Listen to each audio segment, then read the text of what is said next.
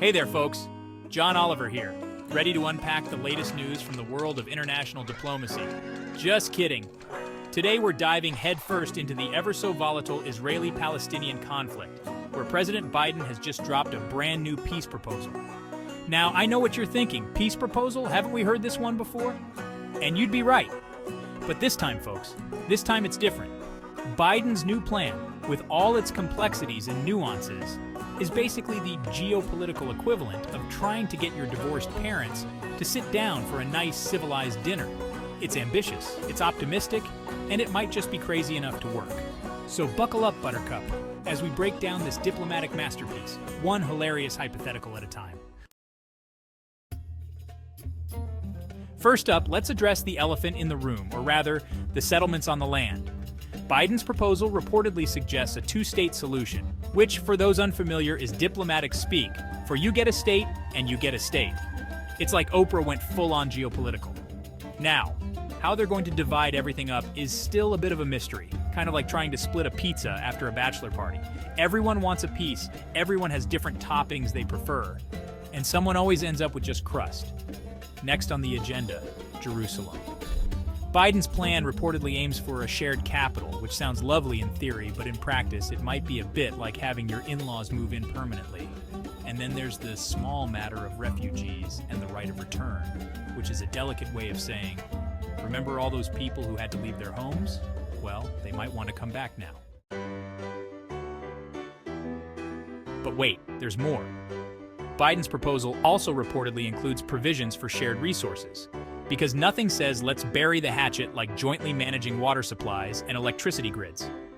Imagine, if you will, a giant water park built right on the border, jointly operated by Israelis and Palestinians. Picture kids from both sides splashing around, oblivious to the complexities of the conflict, while their parents try to navigate the shared snack bar lines without starting an international incident over the last box of Bamba. It's a beautiful dream, isn't it? Of course, sharing resources also means figuring out who pays for what, which is always a recipe for fun. But hey, maybe, just maybe, if they can agree on who's paying for the new desalination plant, they can agree on anything. Section 4, security, or how to keep your rockets from becoming party poppers. Now, let's talk security. Because what's a good peace deal without a healthy dose of let's make sure this doesn't blow up in our faces measures? Biden's proposal reportedly includes all sorts of fancy security arrangements, designed to keep things calm and prevent any unscheduled firework displays. Think of it as the world's most awkward buddy cop movie, with Israeli and Palestinian forces reluctantly teaming up to fight crime. Or at least prevent the wrong people from getting their hands on party poppers that are a bit too powerful for their own good. Imagine a joint task force, trained in the art of conflict resolution and hummus diplomacy. They'd patrol the streets, mediate disputes, and maybe even share some intel over a nice cup of Turkish coffee. Section 5, the world reacts. From cautious optimism to eyebrow raises. So how has the world reacted to Biden's bold new plan? Well, it's a mixed bag, like a bag of trail mix where some people are really excited about the M&Ms and others are just stuck picking out the raisins.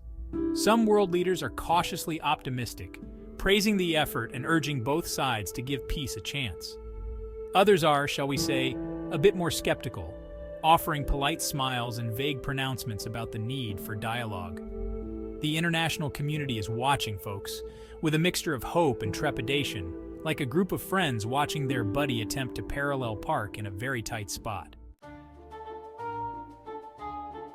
Section 6. In conclusion. Will it work? Who knows? But at least we laughed along the way.